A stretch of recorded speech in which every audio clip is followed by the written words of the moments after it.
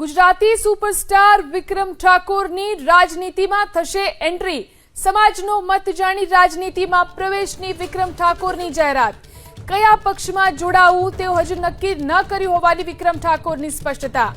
રાજનીતિમાં પ્રવેશવા અનેક ચાહકો પ્રોત્સાહિત કરતા હોવાનો દાવો। સમાજ અને સમર્થકો સાથે ચર્ચા કર્યા બાદ કરીશ નિર્ણય। એબીપી અસ્મિતા પર વિક્રમ ઠાકોરનું મોટું નિવેદન।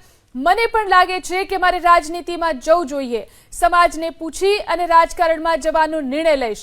હજુ નક્કી નથી કર્યું કે ક્યારે રાજકારણમાં જઈશ, કયા પક્ષમાં જોડાવું તે સમાજને પૂછીને નક્કી કરીશ।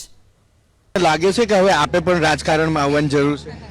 રાજકારણમાં એટલે એકચ્યુઅલી ઘણા બધા મારા ચાહકો છે, એ સમાજના હોય અથવા બીજા સમાજના હોય, પણ બધા એવું વિચારતા હશો કે વિક્રમ ઠાકોરે રાજકારણમાં આવવું જોઈએ, કારણ કે સીધા સ્વભાવનો છોકરો છે અને સમાજનું સારું કરશે એવું બધાને લાગે છે। એટલે કદાચ સમાજ કહેશે, મારા ચાહકો કહેશે તો ભવિષ્યમાં હું રાજકારણમાં જોડાઈશ।